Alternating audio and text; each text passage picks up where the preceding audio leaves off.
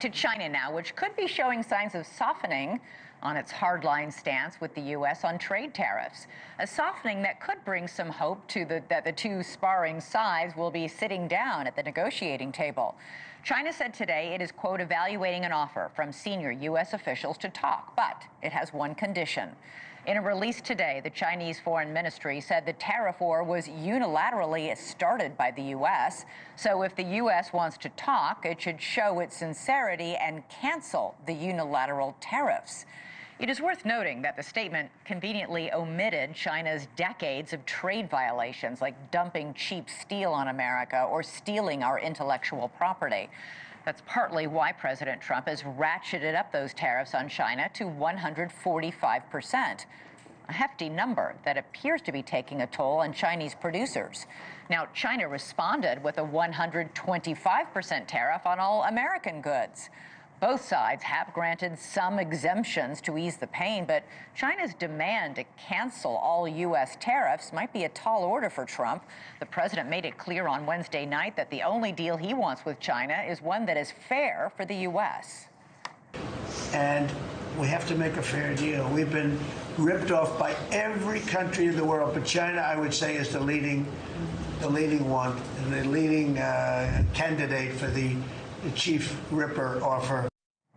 Still, news that China may be open to trade talks, along with a good U.S. jobs report, helped power the stock market to close higher today, with the Dow and the S&P 500 scoring their 9th consecutive day of gains, recouping nearly all the losses since last month's Liberation Day market swoon. All this while the CIA is trying to up its game with China tonight. It's hoping to cash in on some of the country's more disillusioned officials by adding them to its ranks of Chinese spies working for America. It's not with any secret undercover campaign, though. The CIA is actually using the internet, releasing 2 very slickly produced Mandarin-language videos on the World Wide Web.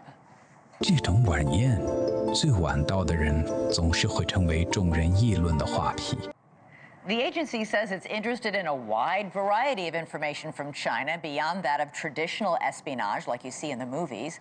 Joining us now to talk more about all this is Tracy Walder, NewsNation national security contributor and former CIA officer and former FBI special agent, and Dmitri Alperovitch, chairman of the Silverado Policy Accelerator and co-author of The World on Brink: How America Can Beat China in the Race for the 21st Century. Great to have both of you here. Tracy, Dmitri, I'll get to you in a second.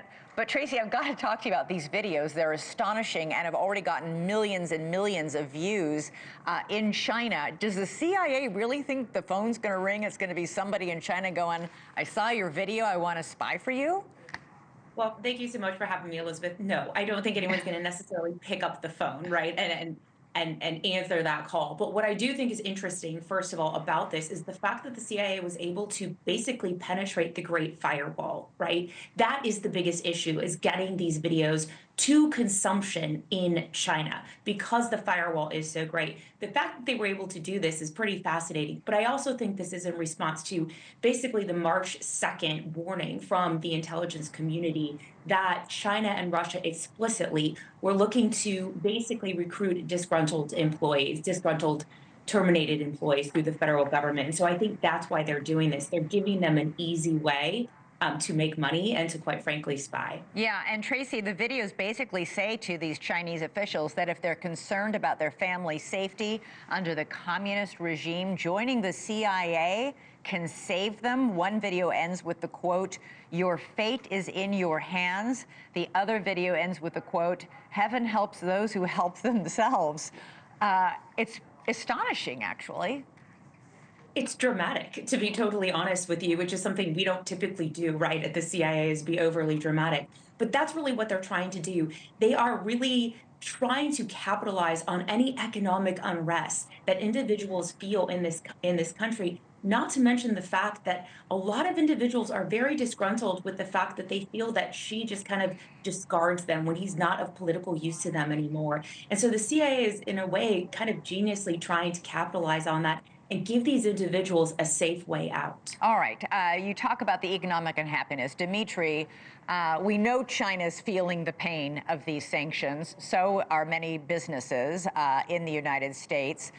Today we saw the stock market surge, but you say even with that surge today, the current trade war with China is unsustainable. And if the two countries can't agree, there will be big impacts for Americans in just weeks. That's right. What we have right now is effectively an embargo, a mutual embargo on the two countries, because at 145%, most businesses cannot afford to import from China or import into China at the 125% level that they've put on us. And the reality is that the container traffic into our ports, particularly LA Long Beach, which is the largest port in the nation, that is a primary vehicle for entry into the United States from China, is down massively. There's virtually no ships that are coming in from China right now. So you're going to have a lot of empty shelves probably in the matter of weeks in this country for all the goods that we're currently purchasing from China. So I think there's going to be a pullback, and there's going to be an attempt to do some sort of deal, because this is unsustainable for either country. Yeah, it's, you know, when you look at some of the figures too, it's quite striking. More than 90% of toys, child products like car seats, high chairs, baby bottles, they're all made in China. That's right. And you have other, really necessity items like diapers and other things that you really need for childcare that are made in China. Over time, yes, we can diversify. We should be producing more of that in the United States, but you can't just put a tariff on immediately that the factories will reopen in the United States, right? And I know one company that has ordered tens of millions of dollars worth of goods from China that was already on the ship when the tariffs went in place, and now they have to pay basically 150% of that price just to receive those goods to the U.S. Customs Service. They don't have that money. They're literally wishing for that ship to sink before it arrives. And Dmitri, today Trump ended something called the de minimis exemption for anything under $800 coming in the mail from China or Hong Kong. Starting today, all these cheaper goods under $800 will also be tariffed 145%. Almost 1.5 billion, with a B, packages were ordered by Americans from sites like Temu and Shine, if I'm saying that right, last year. Things from T-shirts to toys to office supplies to appliances are all going to now cost 145% more. Temu announced today it will no longer be shipping orders directly to American customers. That's right. But it doesn't just affect those Chinese companies. Frankly, I'm not losing any tears over that. Yeah. But even Amazon, even Walmart, right? They're shipping a lot of products directly to consumers when you order them online. And if it's under $800, you pay no duty on it whatsoever, right? So no 145% tax. So it's a lot of goods that are coming in right now that will now be taxed and will be on a Super quick, Tracy, some of these industries we need to unwind. Pharmaceuticals, for example, more than 90% of generic drugs, almost all of our antibiotics, many cancer drugs, cholesterol drugs, all come from China. Isn't it a national security issue that so much of American medication that is vital to our well-being is made there? It absolutely is. And this is actually that's for Tracy, but then you can weigh in, Dmitri. Very quick. Okay.